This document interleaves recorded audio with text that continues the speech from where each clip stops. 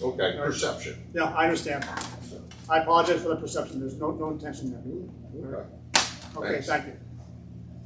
Any other points that the board members want to bring up, anybody, before we go into executive session? All right, then, what do? I end the regular meeting? Right. Is Ian still here? Yeah, he I is. didn't know that.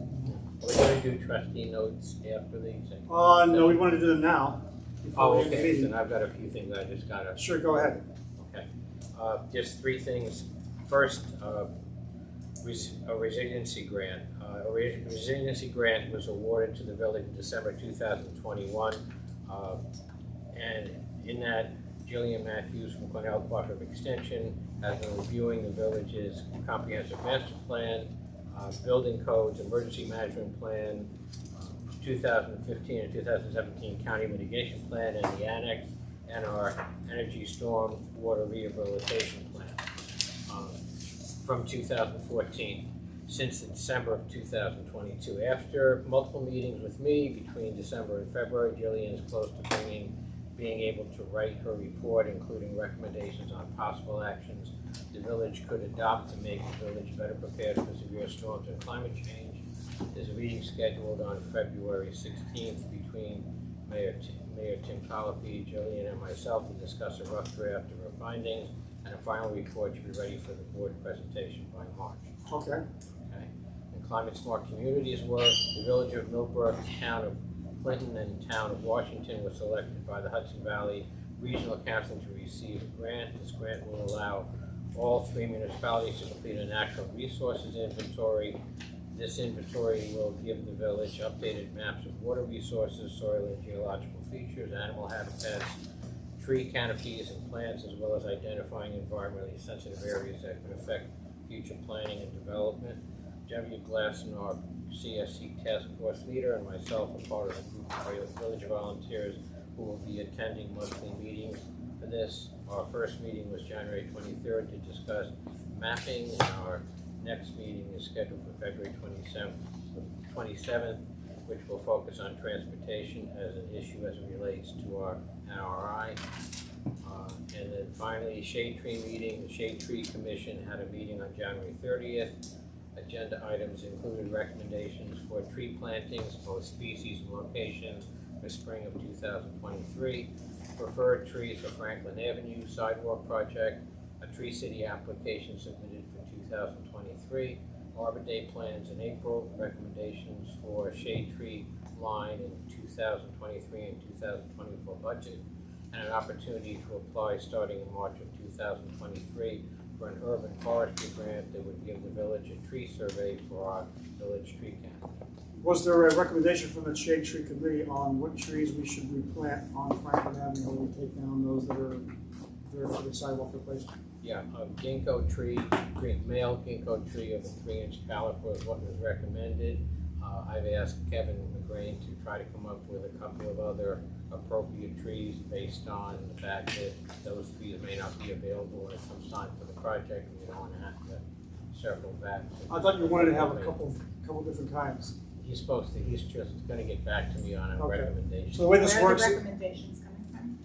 From the Shade Tree Commission, which is myself, Kevin McGrain, and Eldar Shipanoff, who's the Shade Tree Commission. No.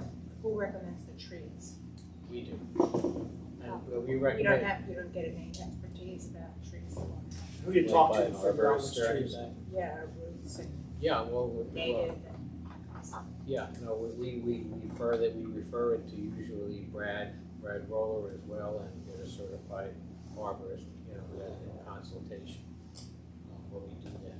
And then the board will approve any trees that we planted before the project actually gets done at this point. Okay. How big would the ginkgos be?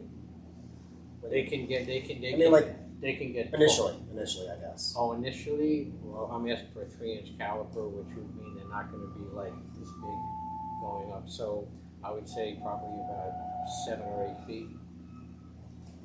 And how long do they take to grow to make sure, how high do they get? That you can get ginkgo trees that get as high as 30, 40, 50 That's feet. how high they grow when they're Yeah, mature?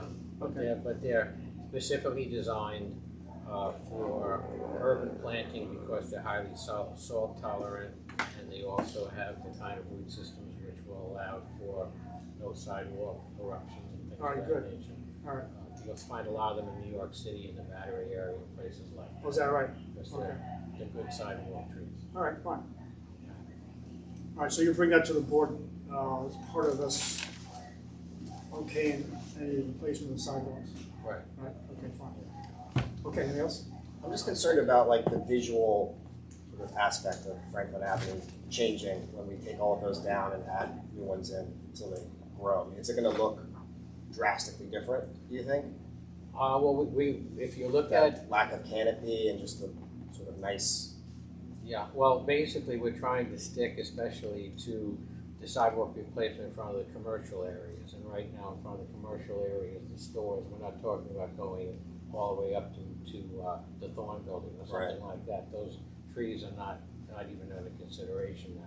It's basically the trees that are in front of the stores. The ones that are presently there are primarily honey locusts, which have been there since the 70s with ridiculous root systems that have heaved the sidewalks and a lot of complaints from the But store owners. it would be nice to like look into the future, because it would be nice to have trees that look alike all the way up, Right. as opposed to having 10 different kinds of trees. Yeah, Now, I don't think we want that. You want what you want. What I've been told is we want a couple versions just for disease resistance or whatever, Yeah. disease tolerance. But you're right, we don't want to make it a You want to look potpourri. similar too. Yeah.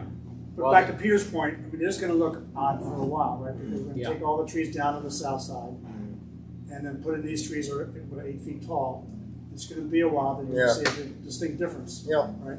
But So the canopy is going to be a problem. Yeah. Right. Yeah, but eventually, I mean, we are committed to, and should be committed to, making sure that we don't end up with just bare space and the trees down and nothing going back.